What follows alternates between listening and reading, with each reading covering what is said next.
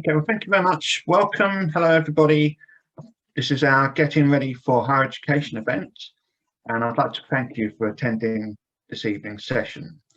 Please note that this webinar is being recorded and it will be made available for students to watch after the session.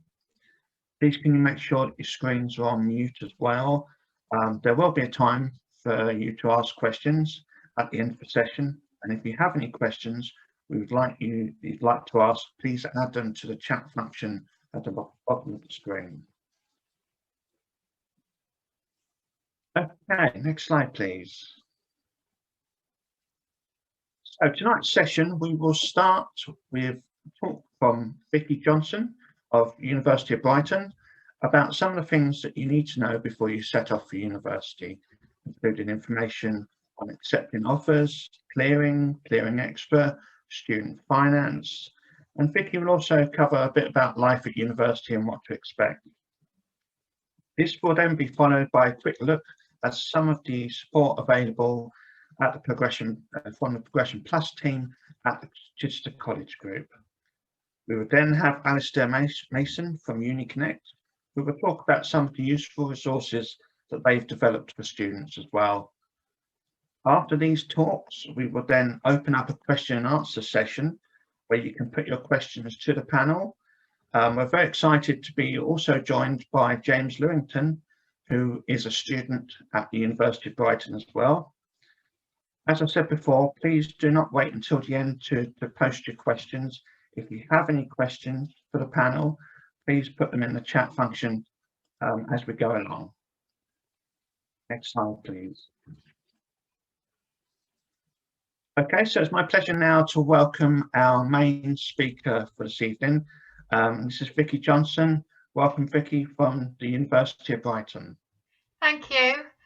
I'm just here from the University of Brighton's outreach team, so I'm going to talk to you about what happens between now your application and when you get to university. I'm just going to share my screen a second, and hopefully you can see the presentation. Yes, we can see it, just to confirm. Fantastic, that's what I was hoping someone would say. Okay, so what we're going to do is we're going to cover the UCAS timeline, and you're in that at the moment. What happens next with your application? I'm going to talk to you about the time called clearing and adjustment, and confirmation and enrolment. And I'm going to really briefly go over some things to do with finance.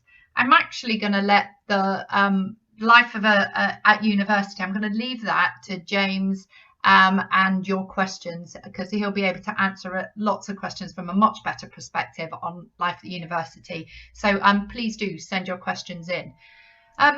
So key terms that I think are really important for you at this stage are confirmation. So confirmation is students meeting their conditions and automatically getting their place at university or effectively being confirmed. Then we have clearing. Clearing is where universities and college take late applications for their courses for places that they've still got. Adjustment happens at the same time as clearing, and it's almost the same. It's just that if you have performed better in your level 3 qualifications than you expected, it may be that you want to improve your university place by going to a university perhaps you felt that you couldn't do or you weren't going to get the grades for.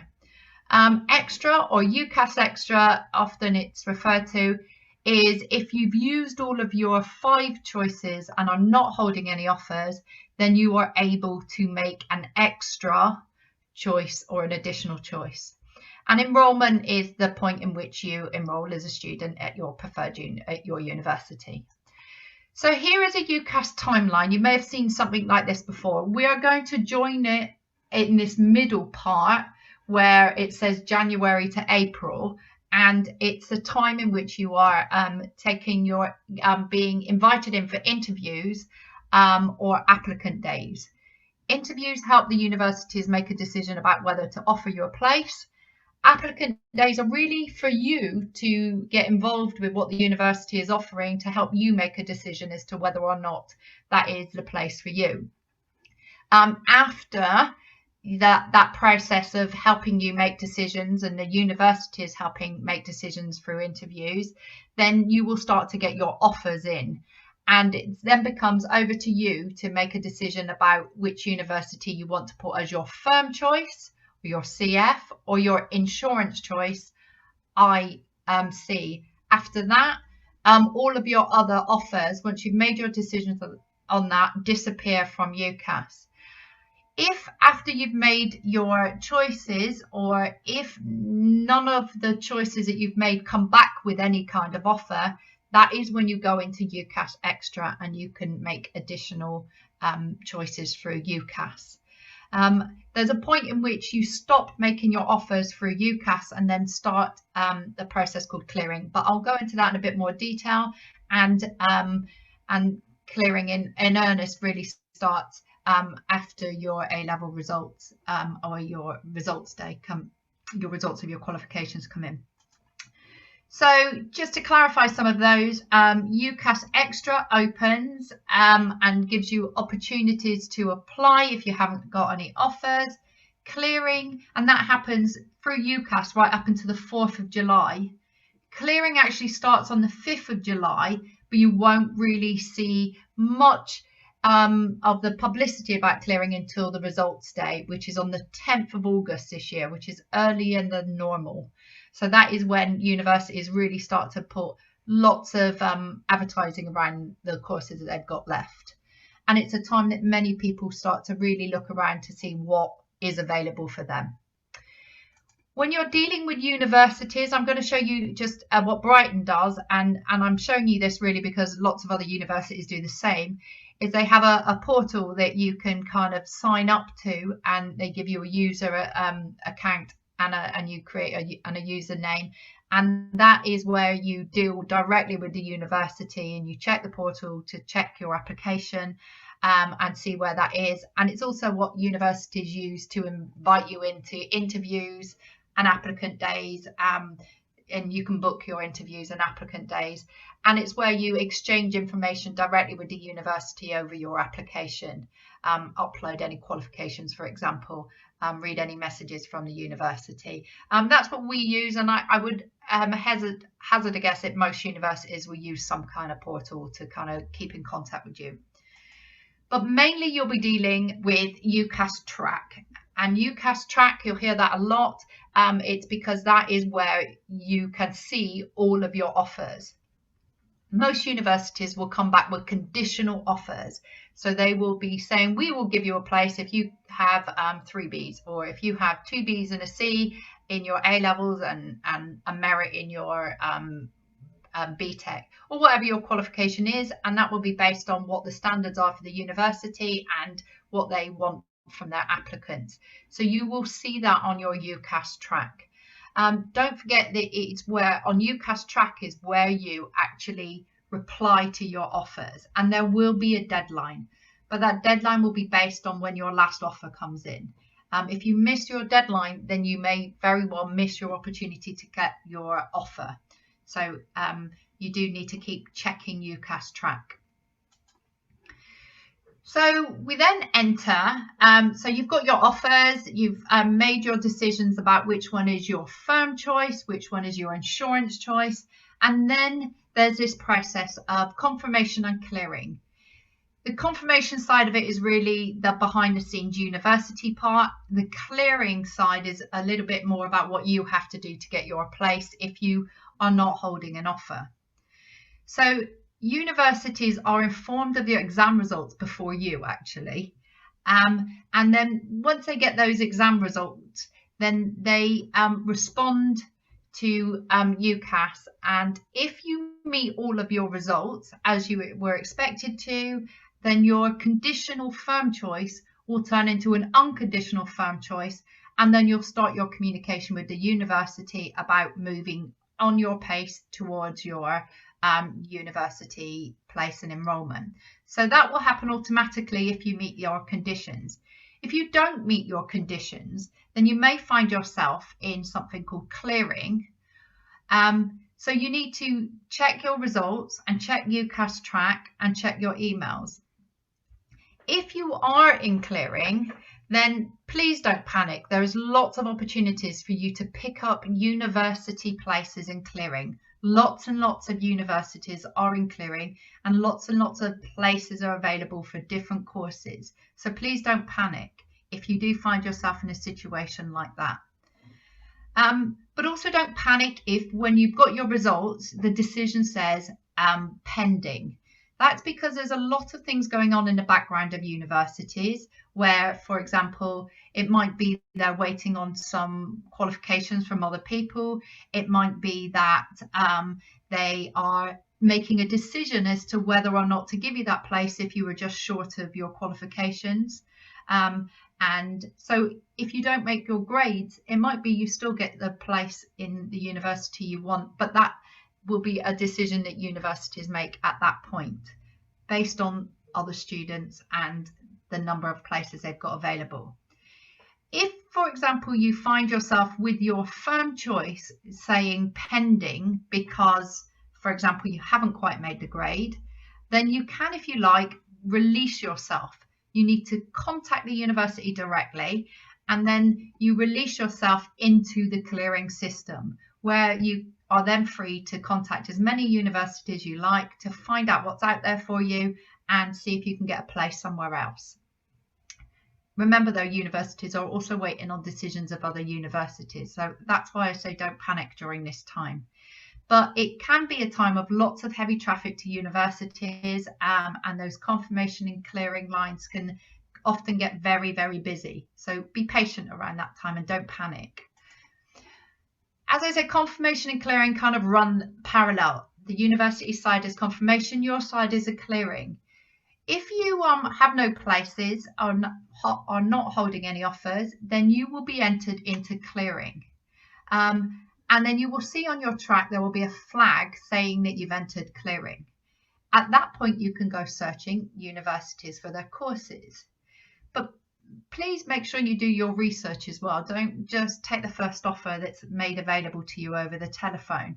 You want to make sure the course content is right for you, the location, and all of those things that you checked before you were going into university. You can still have time to check those things at the clearing stage. But they will give you deadlines to make an acceptance. So you do also have to bear in mind that you have to make those deadlines. As I said, clearing opens on the 4th of July, but really it's A-level results day that clearing and most universities throw lots of time and people into making sure that the offers are out there and are available to be made.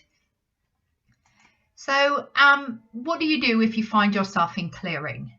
Well, be prepared and be patient. Make sure you're prepared by having enough time in your phone, like battery power, that you've got a pen and paper, you've got enough credit, you've got good reception, because you could find yourself on the phone. But you could also find yourself being interviewed from your phone call into the university about a course. So have your UCAS number ready, your UCAS clearing, passport ID ready, all of that you can get on track. You phone the university directly at this point, and you stop dealing with UCAS and start dealing with the universities directly. You might need to discuss your interests, your qualifications, your reason for choosing the course with the admissions tutor, who can then make that offer to you verbally over the telephone. Some courses won't make a verbal offer directly in clearing because they will want to maybe either reschedule an interview for a day or two after, or reschedule an interview where you look at your portfolio. They might ask you to send your portfolio in. But very many universities will make you a verbal offer the moment you phone in for clearing. So the phone lines are busy. And if you do find yourself on a phone to a tutor, maybe ask for a telephone number so you can call back directly if you get cut off for any reason. So you'll be made that verbal offer immediately over the telephone for most courses in clearing. And it's then over to you to confirm your place. Once you can collect as many verbal offers as you like over clearing, but you do need to kind of, once you've made your decision, go back onto UCAS and UCAS track and confirm your place before the deadline given. You can log on, and then there's a button that says add clearing choice, and you enter the university details. The university will also be doing this based on the information you've given them over the phone before they've made your verbal offer. So it's happening in tandem. The university are contacting UCAS about their offer they've given you at the same time as you are accepting that. So they happen to parallel. So you need to remember to update your course choices of Student Finance England, so that finance goes to the university that you are attending. Okay, and then obviously at that point you're looking at, and between making your decision about the university and going to university, you need to kind of think about your accommodation offers. Check their policy, decide what type of accommodation you're interested in, have a look on the university website, decide whether you're on or off campus. Lots of universities have many different kinds of accommodation, so choose the one that is suitable for you. At Brighton, if you made us your first choice, you can apply for accommodation from around April. But obviously, if you enter it clearing, then that's something you have to do much quicker in a much shorter time frame. Typically, they need to be applying for accommodation by the end of June. But obviously, if you're in clearing, that will be a little bit later, as I said. So starting university, after you have confirmed your place, whether you've done that in the main UCAS cycle or whether you've done that through clearing, those communication channels start with the university, and they start to send you the instructions you need about enrolment, where to go for that, the accommodation, and also course information, reading lists, and student services, and all the things that the university has available to them. So please read through all of those details carefully, and make sure you respond when you're required to. Universities will require you to enroll in order to kind of collect your funding. So your funding starts when you enroll, and that's usually when you meet your staff face to face. You'll need to bring ID with you, and once you've done that, the university will contact Student Finance England and your funding will come to you.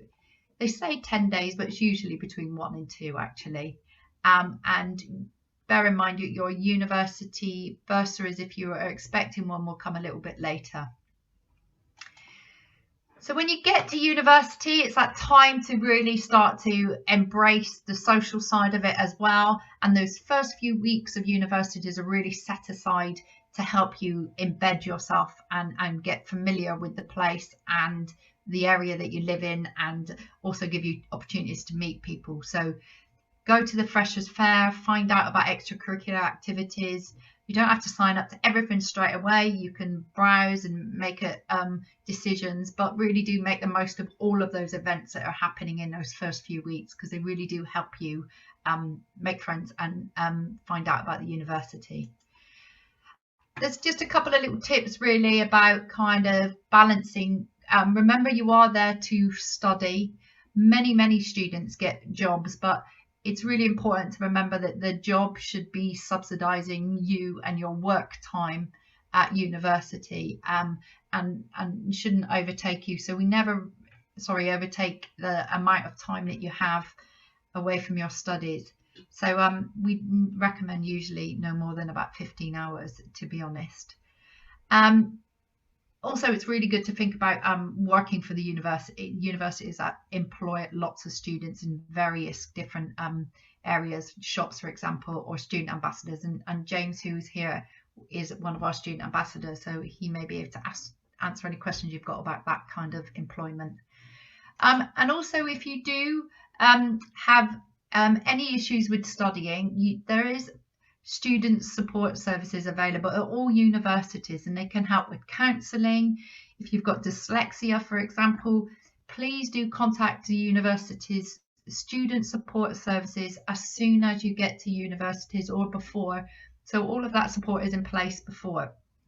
The difference when you go to university as opposed to perhaps a school or a college is that you really do have to go to those student support services and find your own support. They very rarely kind of come to you. It really is a case of going, I need this support, I'm going to go here and find it. So they're looking for you to kind of seek help when you need it. But they are brilliant and they are there to support you. Right, so that's really up into your kind of things to think about up into your journey to university. I'm going to do a very whistle stop tour of student finances, because I actually think Student Finance England can do it much better than I can do it over this short period of time. But I'm going to start with just the headlines. So you get funding for your tuition fees and your maintenance, which is the money that you need to live whilst you're at university. The maximum maintenance loan is $9,488 from Student Finance England, but that is depending on your household income. Grants are available from other student finance, for example, Student Finance Northern Ireland, Scotland and Wales, if that is where you are collecting your funding from. There is additional support for disabled students and additional funding available for some NHS courses, for example, midwifery. And there's additional help for students in specific circumstances. For example, students in care from the care system. And there is help from universities that may be available if you need it. You've got to cover these costs, the tuition fees, your living cost and your weekly outgoings. Your tuition fees gets paid directly from the university from Student Finance England, and it's sitting at $9,250 for most universities at the moment if you are a UK student. So your funding stream comes from Student Finance England for your tuition fee loans, which is paid directly to the university. And your maintenance loan is paid 3 times a year, but it is dependent on your household income, so it is assessed. A further stream of income are bursaries, scholarships, hardship funds, as I said, based on the courses you're applying for, your individual circumstances, but those are non-repayable, I should say. In terms of funding, this is just an example of showing you that actually your income reduces based on your household income. So and at 62,000 household income, around there is where you the income is the same for anybody who earns up higher than that. But the most you will get is if your household income is less than 25,000. But you can go on a Student Finance England calculator and they can give you a much better example of that. Also to be aware that if you are in a course that is longer than the average course, and those are usually healthcare courses, then there is the option to get a long course loan, which can be as much as $2,244 extra a year, but it will very much depend on how much longer that course is, how many extra weeks. There is also, as I said, those additional funding streams for those individual circumstances, like if you've got a disability or if you qualify for the university's bursary or scholarship, but you do need to check those out from the individual universities. And as I said, the healthcare courses, so if you look up the NHS Learning Support Fund, it will give you all of those courses that are out there that you can pick up additional funding support for, and also that is where you apply for those additional funding streams, and that's for the paramedic course too. There is additional support from universities in terms of bursaries. These are the University of Brighton ones. And as I said, based on income or your particular circumstances. I know I'm talking a lot, but I'm gonna just really go over this last little bit for you. But what I will say is that Student Finance England are fantastic, and they have a number of different videos. If you go onto their Facebook group, there's a number of videos that will give you a much more in-depth view of student finance.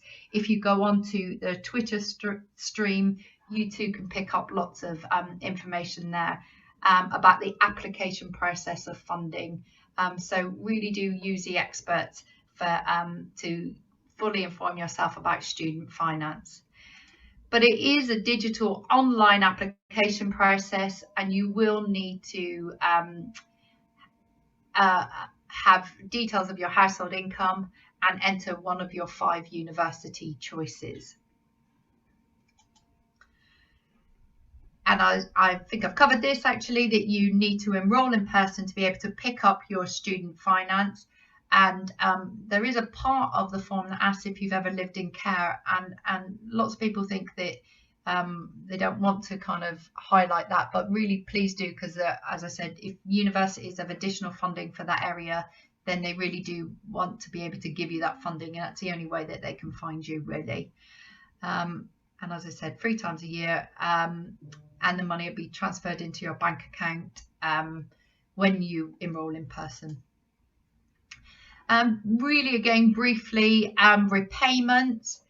So you repay your student loan when you have finished university and when you are earning over 27,295. At that point, you do not pay anything up to there. You do not pay anything back. After 30 years, if you've not paid back your student loan, then it will be wiped. But between when you earn 27,000 and the time, 30 years, then depending on how much you earn, depends on how much you pay back. And you can see around 35,000 you're paying back, just short of £60 a month. So that's what you need to understand about the repayment system. But as I said, the videos are fantastic. I'm highlighting this because I want you to know that there is interest. But again, Student Finance England information can give you lots of more detailed information about how that works. It's based on the Retail Price Index, which is the RPI, and can change once you're working. Really useful website.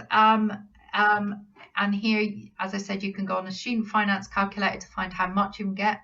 It's pretty accurate, but obviously you do have to do the full application in order to make sure that you get the right amount. But there's lots and lots of information, and I also think Money Saving Expert is fantastic in for giving you a real kind of understanding of how finance works. Last little part from me really is just about, as you go into university, my advice to you would be to start as you mean to go on and really think about budgeting and really think about your spending so that you can make university manageable for yourselves.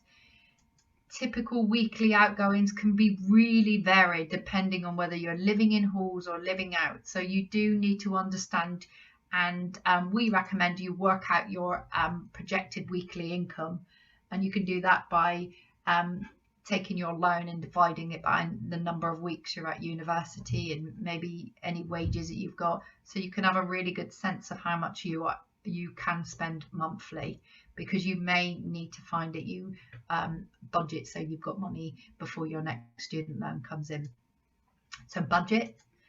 Top tips: put money away for essential, plan your meals to save some money, and open a bank account, and make sure you've got your rent covered, because those are really important outgoings for you. And part-time work, as I said, is a really good way of helping keep yourself financially viable at university. But please don't make the part-time work overtake your studies, because that's what you're there for, really, to study. Okay, and that's it from me, really. I know that was very, very quick and very, very fast, and I hope you managed to pick up the information you wanted. we've got some social medias that you can follow. So if you do that, you can contact us also if there's any more questions that you've got regarding your process to university. So I am now going to stop sharing my video, and then we can move back to your college advice. That's great. Thank you so much. There's so much information there for lots of information. Yes. but Vicky's staying with us, and don't forget, Vicky has brought James with us, a student from University of Brighton. So please, any questions you think Vicky can help with, put them in the Q&A section. Any questions for James, a student at University of Brighton, again, put them in the Q&A session as well. Okay, so I'm now just going to move on just to briefly outline some of the support that's available to you at your college campuses, okay, from the Progression Plus team. So that the Chichester College Group Progression Plus team is here to give students impartial advice and guidance and information about your options. For students who have already applied for university, like yourself, we can offer you support, one-to-one appointments to discuss your plans and options. That can obviously be virtually, but we are starting obviously to see a few people face-to-face as well. Okay, if you have any questions regarding your applications to university and higher education, please come and speak to us. Please contact us for our emails, or come see us in the Progression Plus centres. If you're unsure with the decisions you are asked to make by universities, speaking with a Progression Plus advisor, talking it through can really help you out. You may also wish to speak to us about what happens if you do not meet your conditional offers and the options that you've got through clearing and adjustment. So can we just go back a bit on the slides? One before that. Thank you. We are an experienced team, okay, that can help you, guide you through the university experience, because it may well be your first time that it's happened to you. It may well be you want to discuss with us other options as well, away from UCAS choices, including higher education at Chichester College Group or degree and higher apprenticeships as well. Okay, so please contact us if you need help with those options too. We move on to the next slide, please. Okay, so as well as the Progression Plus team, we've also provided a lot of online resources on CCG Online, and Progression Plus provides information about the UCAS experience, which includes preparing for university interviews, preparing a portfolio, replying to university offers, what is UCAS extra, clearing and adjustment, university finances, and all about preparing for university too. As well as that, CCG Online, the Progression Plus pages also cover information about other options such as taking a gap year and apprenticeships too. Next slide, please. Okay, how can you contact us? Well, these are our channels at the moment. We're on Facebook, we're on Twitter, so please follow us where you can. We've put lots of updates from higher education universities on there, and you can also contact us through those methods as well. But also we've got our email addresses as well. So depending on what campus you're studying, contact us at the right email address. If you're from Brinsbury campus, then please contact the team at Chichester, who also help and support Brinsbury students too. All right, next slide, please. Okay, so I'm going to hand over now to Alistair. Thank you very much, James. So I'm going to talk a little bit about researching your course and some of the resources we have available that James has already kind of covered where those resources are. I'm going to kind of recover that, and we're going to look at what some of those resources feature. A big thing I would like to say is we're covering very briefly here what is a lot of information. I'd really recommend looking at the resources James has shown you, looking at the resources I'm about to show you, and those that Vicky has showed you in your own time, because there's so much more reading you can do around this. So if we could just move on to the next slide, please. Good. So here, and James might have just showed you this, if you go to CCG online, which you'll all have access to, there are a collection of Moodles and places to go for resources. And you'll see on the right-hand side there, this is just a screenshot of kind of part of the web page. It's a bit bigger when you're actually doing it on your laptops or on your computers. On the right-hand side there's a little plus, and just beneath it, it says Progression Plus in Right Writing. So if you want CCG online and you clicked that, you'd be taken to where we are in the next slide. So we could go to the next slide, please. And here, there's loads of different resources. So here you can see T-levels, apprenticeships, gap years, loads of uni stuff about employment. Now, this, not just for looking at university stuff, I'd recommend looking at these resources for loads of different things if you want to read more about these things. There's loads of stuff in university. So there's a university and higher education section. There's a UCAS application and personal statement section. There's a going to university overseas. There's visiting universities. There's taking gap years. There's loads of stuff there. And the ones I'm going to cover today fit in this highlighted section, which is the university and higher education section. So there's a number of resources there, which I'm going to really briefly go through what those resources feature. But like I said before, I really recommend after this session, going through them in your own time, because there's these really pretty PDFs that are very accessible. They're really well laid out with lots of graphics and stuff. So they're really easy to consume and will provide you with all the information you need to have on researching your course, going to university, what happens when you're there, etc. So we could just move on to the next slide, please. So each of these headings is one of these resources. And like I said, they look a lot better when they're on the PDFs, those kind of individual resources, but I'm just going to briefly go through what each of them say. So the first three we have here are before you go, so what to do before you go, managing your money, and Vicky covered a little bit of that already. It's a really important thing, I'll cover it again, and your first few weeks, so your first few weeks at the course. So we start with before you go. There's a number of things to do before you go. Get a student bank account is one of them. So you'll need that. You'll need a student bank account, because a student bank account might give you an overdraft if you're going to have an overdraft. You need a student bank account for getting your student finance paid into. So you'll go to your bank and get a student bank account. That's something you need to do before you go. Apply for student finance, and Vicky covered that in a little more detail.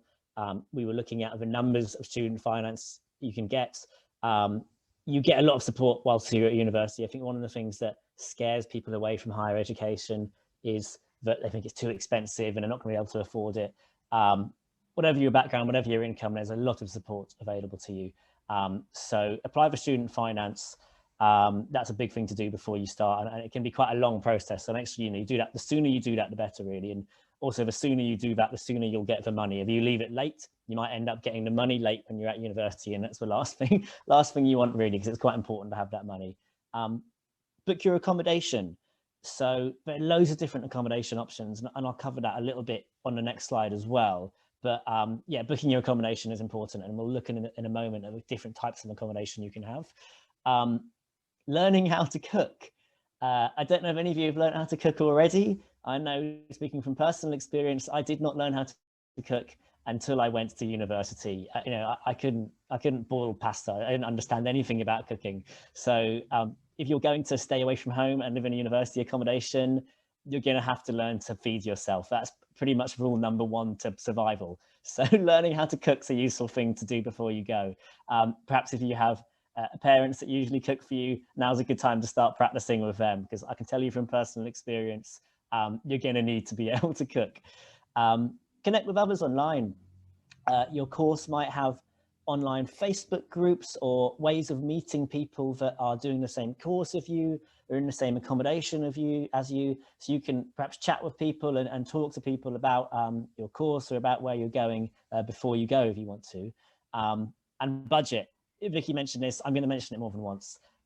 Budgeting is so key. You have that student loan. The student loan comes in a big clump, so you'll get it maybe 3 times a year.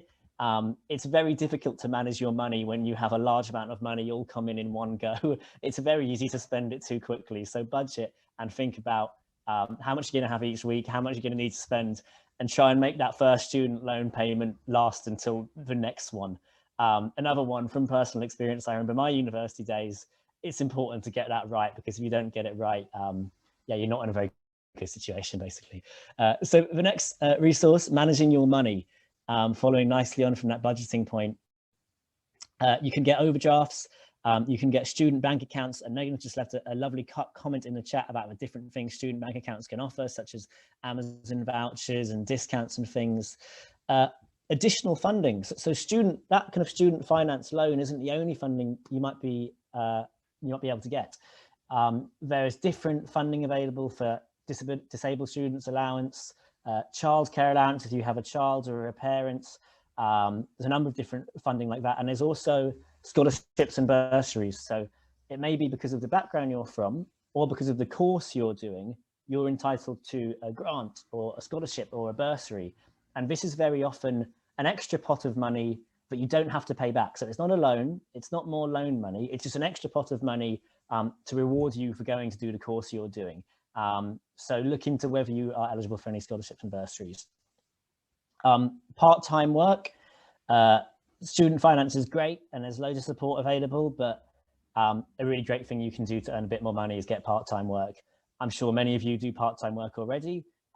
When you get to university, it's a great time. There'll be loads of jobs in the cities you're living in or wherever it is you're living.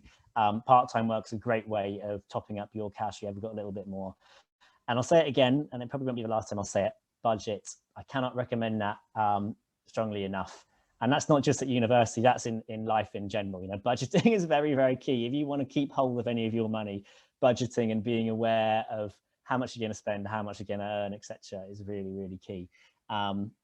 So the next resource covers the first few weeks. So what to do when you get there. So you've done a few things before you've gone, you thought about your money, and now you're there. Now, well, what can you do? It's a whole world. There's so many things to do. And I think Vicky said something about starting as you mean to go on. And I think that's really key for every aspect of going to university. In the first few weeks, if you're going away from home, you're going to meet your housemates, the people you're living with, make friends with them, get on with them, socialize with them, explore the area. Perhaps you're moving to a new part of the country and you get to explore a new town, a new city, a new region. That's a really exciting part, is exploring the area. Enjoy Freshers Week and join societies. I don't know what Freshers Week is going to look like this year or next year with COVID restrictions and things, but there'll be plenty of opportunity to engage in the communities around you, to meet new people and just have a bit of fun, really. It's a very fun week. And with societies as well, there are so many, we have a lot of them here at Chichester College Group, but there are so many sports teams or hobbies or personal interest societies you can join to meet like-minded people and make friends, or just do something you enjoy.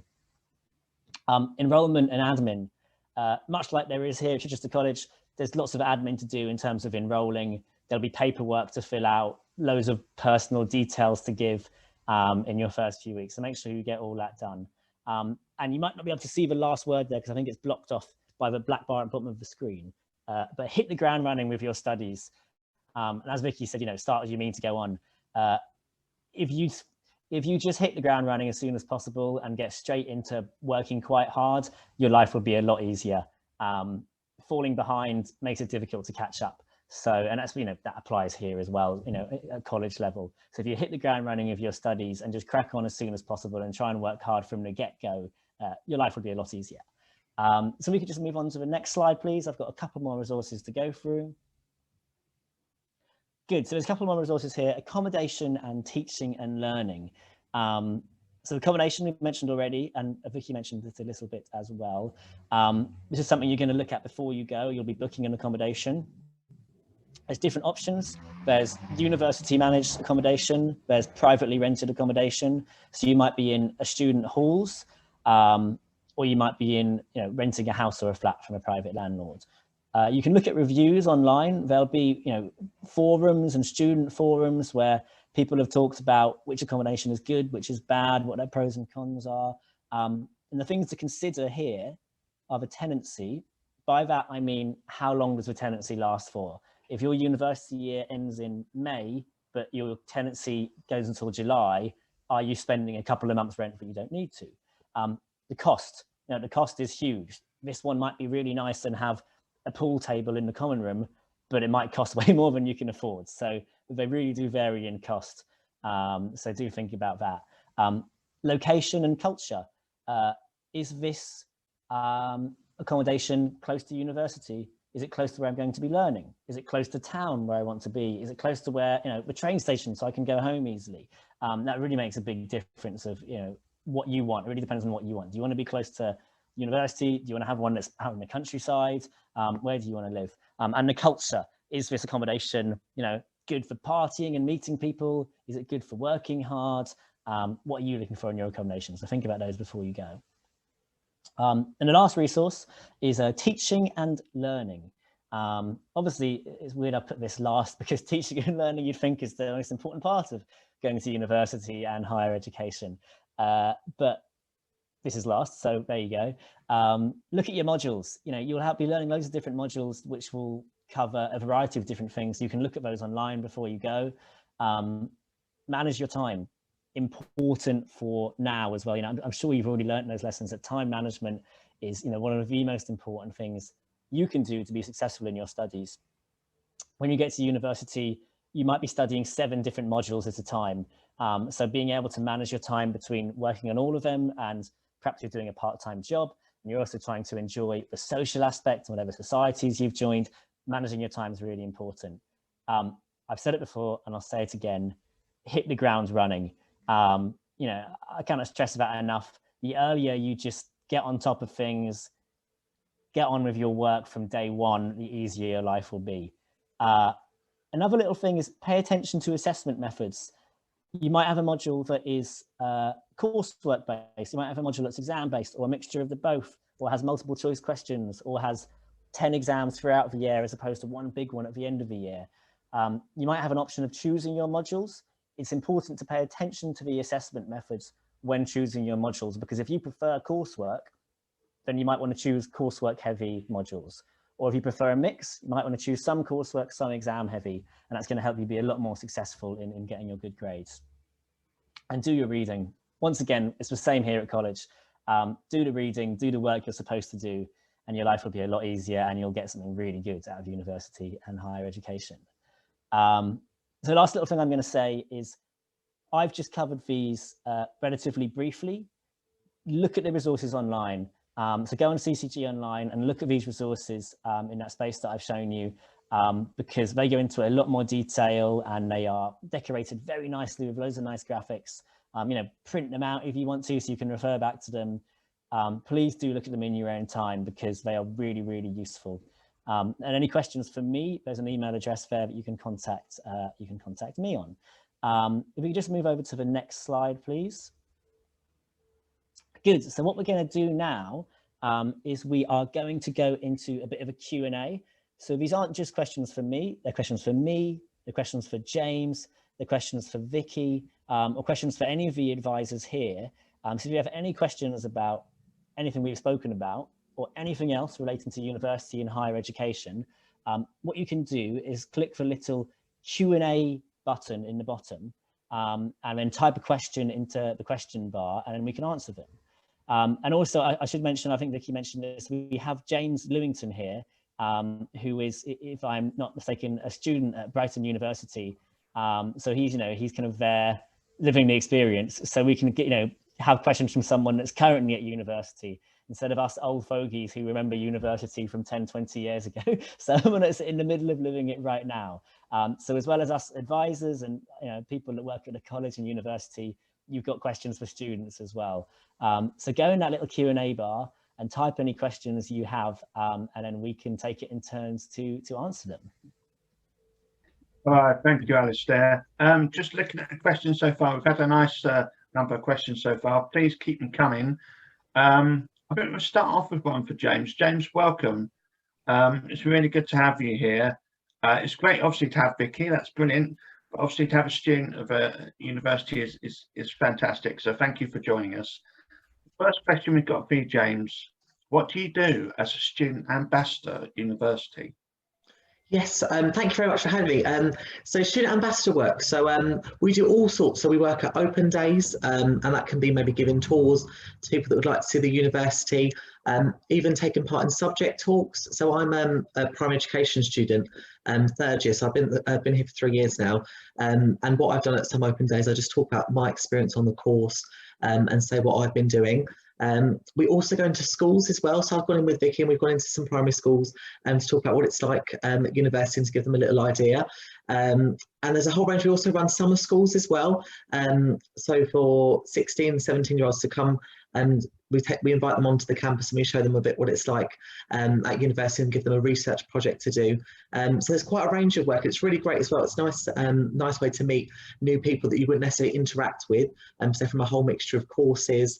So yeah, I really would recommend doing that. And also it can work really well alongside your studies as well, because there's shifts you can pick what sort of shifts you'd like to do, and they can be they range from different times. So you can really work that alongside your studies. Thank you. Great stuff. And obviously it's building up even more experience for you for once you've finished university as well. You're hoping this will help you develop new skills and experience, yeah? Yeah, definitely. And working with a whole range of people and sort of developing those team building skills, and yeah, working together, they really do transfer over when you want employment after university as well. Thank you. Thanks, James. I'm sure we're going to have some more questions for you in a minute. I've got one here. Someone can answer this one. What sort of documents are required to be admitted to a uni? I guess they're talking about perhaps when you have that kind of first contact with the university, what they likely to need. Do they need copies of exam results? Yeah, copies of their qualifications. They'll need to prove their residency or birth certificate. So it's proving identification and proving qualifications. Those kind of documents. Yeah, thank you. I've got a question now about clearing. Okay, are all universities entered into clearing, or does it change every year? I'm pretty sure the answer is all universities are entered into clearing, or unless, I don't know, I'm pretty sure they all are entered into clearing.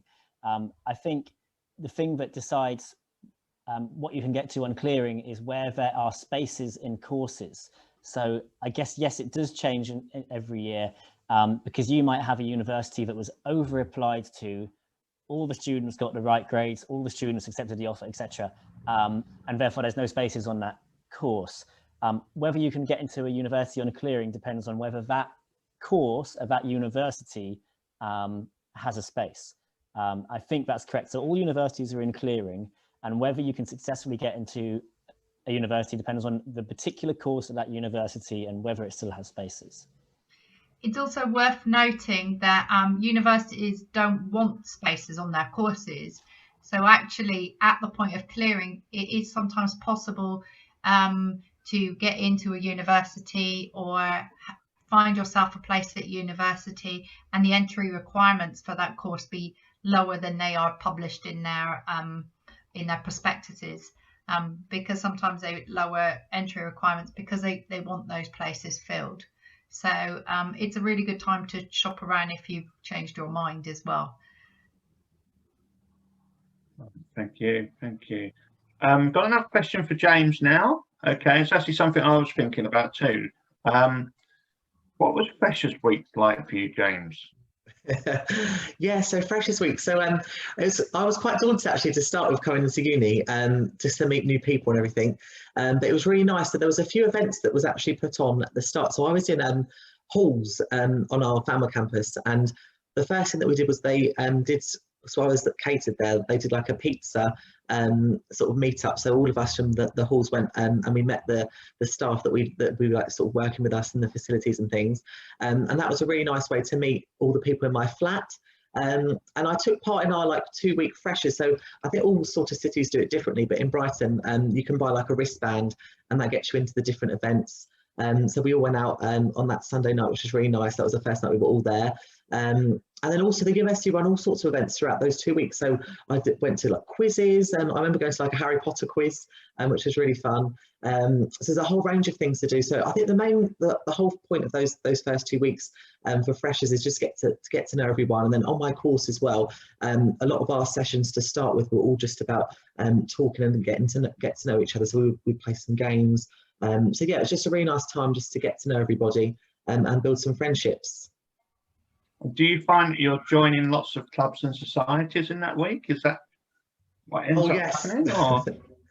Yeah, that's right. So we had the big freshers fair, and I remember when I first went there, I signed up to something like 10 different ones, but there were 2 that I really stuck with. So I joined the Pool Society and Korfball Society. So Korfball is a sport, and it's a mixture of netball and basketball, and it's a Dutch sport. And we play every Thursday night as our training time. And as soon as I went to that I absolutely loved it. And the group of people were fantastic as well. It was a whole mixture of not just first years, it's a mixture of second and third years as well. So joining a sport is a really good way to meet not just people in your year, but all across university in different courses as well. And that was fantastic. We just sort of did trips as well. Like we went to Amsterdam and played against some of the Dutch teams. I mean, they beat us, but still it was good fun. And yeah, and we went to Centre Parks, which was great. So I really would recommend joining societies. And then with pool as well, you get the opportunity, like as in I'm talking about English pool, you get a chance to and represent the university at tournaments. And we went to a tournament in Great Yarmouth, and we ended up like winning a silver medal, which was really unexpected. But yeah, it's just a really nice way that you can represent the uni whilst having fun as well. Great, that sounds great fun. Just looking at the next question here, I've got one about maintenance loans. I live with my grandparents who are both retired. For the maintenance loan, would I have to put what they get as a pension? So when it comes to student finance, if you live with your grandparents and they are your legal guardians, then it is their income that you need to put down. If your parents are still around and it may be that they are still your legal guardians, then that's something that you have to put your parents' income down. So it really depends on their guardianship as to whether or not you use their income. You can effectively emancipate yourself and declare yourself estranged from parents if that's the situation, but you do need to provide evidence for that. But if they are your legal guardians, then yes, it's their income. Right, great. I've got another student finance question here. I still haven't applied for my student finance maintenance loan for my chosen university. Now that we are in March, is now the right time to start looking at finance options on the government student finance website? Yeah, start now, it's open. I looked at it today actually, and there was a bit of a waiting list to get onto the application, but yeah, if it's open, so start that application now, because it can take you a while to collect lots of evidence and to produce the documents for your maintenance loan evaluation. That always seems to be the case every year, doesn't it? There's peak times when there's a bit of a wait to get onto the student finance website. Okay, I've got a question now about offers. Okay, is there a deadline by which I should get all my offers, as I'm still waiting on 2? It really depends on what kind of course you're applying for and the internal university process. If they're interviewing, then they can be interviewing right up until now. So it might be they don't make their offers until they've interviewed every available candidate. And there was a delay in they extended the UCAS deadline, so that put universities a little bit behind as well. So not to worry, all of those offers will stay there until your last offer comes in, so you won't be missing out on any opportunities if you haven't heard from them yet. Just give the universities time to process everything, really. It's very strange times, given that we're waiting on kind of what it's going to be like with A-level results, and so there's a lot of planning going on in the background, and a lot of delays because of the interviews being online. So that will probably be why all of those offers aren't in yet. Okay, thank you. I've got another question for James here, and I guess it's about possibly helping students that are looking to go to university this year. But how are things, because obviously we've all been doing things differently this last year due to pandemic and lockdown. How have things been affected in terms of university? What can students expect when they go to university? What kind of changes have taken place? Yeah, so I mean, this year, so it's obviously been quite different with the lockdown and things. So what we've been doing is, so because we haven't been able to do sport at the moment with the lockdown, we've been doing these online socials. So for Corfu, every Thursday evening, we do an online social where everyone can come as part of the team, and we sort of have a chat, and we do some different games and things. So I suppose the social aspect's different in that way, but we've still been making sure that we've been meeting up. And we did like a baking one. I did a baking one with everyone the other week, so I sent them all the recipe and then we baked, which was quite fun. So yeah, that's a bit different. And then in terms of uni work and things, so most of our work at the moment has been on Microsoft Teams, which is like the program that's used for our lectures and seminars, and that's been still really good. So say if we had a seminar, there's like 30 of us on it, so that's like one of our university sessions, and you can still break off into these small groups. And it's, even though you're not actually there in person on your table, you can still be with the people that you would be on the table with. That makes sense, and you can still chat about all of the content. So all the learning's still been great, and we've been able to access the library as well, which has been really good. So yeah, it has been different, but I've been still trying to go out and things with walks. So I try and meet up with a friend each day if I can for a walk to the beach, which is nice because I'm in Brighton. So yeah, it has been different. So it's just been adapting really to how we can still socialise, but it's still possible with all of the ways we can online. So thank goodness for online stuff. Good stuff, good stuff. I've got a question now about staying in the halls of residence. If you are staying in the halls of residence, how often do you pay rent? Is it weekly, monthly, or 3 times a year when you receive your maintenance loan? If I recall correctly, this can actually vary. It's generally monthly, as it's like a rent. So it's generally monthly. But if I recall correctly, when you apply to a student accommodation, you can choose different payment plans. If this isn't always the case, but you may have a university accommodation that says you are allowed to choose to pay yearly or every 3 months or so and so. Generally, it's monthly, but if you're lucky, there'll be a student accommodation that allows you to choose. If you're in private accommodation, it'll most likely be monthly. James, what was yours for halls of residence? So mine, it was like termly. So mine was like 3 block amount. So yeah, so I was there for about 9 months. It worked out that every 3 months I did the payment. I see. Thank you. I've got a question now about university life for James. Okay, how easy was it to settle into university life, and is it really different? Yeah, so I mean, as in different from when, it's definitely different from when you're at sixth form and doing your A-levels or whatever you're doing. And I think what I really liked about it was it's that next step of developing that independence and being away from home, and you're sort of on your own agenda, which is really nice that you can really develop those relationships. And I found that my confidence has really improved since I came to university. And yeah, there's so many ways that it's different. So I think if you're in halls or if you're in private rent or however you're doing it, it's really nice that you can meet lots of new people. I don't think there's a time where you'll meet more new people than when you go to university, and you can really develop friendships with so many different people that you wouldn't necessarily meet or whatever. So that's really nice. And in terms of like settling in, I think I settled in quite fast. So with joining those 2 new societies that I joined from that first week, I sort of developed those friendship groups quite quickly. So I felt like I was really in those groups, and with my courses, I was really enjoying, because I'm trained to be a primary school teacher, I was really enjoying that part of it as well. So I settled in quite fast, and I find it quite helpful to have a diary. So I write down everything that I'm doing, and that helps keep me organised as well. And once I had that weekly structure going, so like I knew Tuesday night was pool night, Thursday night I'll be playing korfball, and I had all my lectures written down. Once you get that weekly schedule going, I found that I settled in really quickly. That's great news. That's great news. Really reassuring for all our students, I'm sure. I have to say I'm really sorry, but we've run out of time for any more questions tonight. I just want to say a massive big thank you to James, to Vicky, to Alistair for all their input tonight. Great presentation, great lot of information you've been able to provide the students at CCG.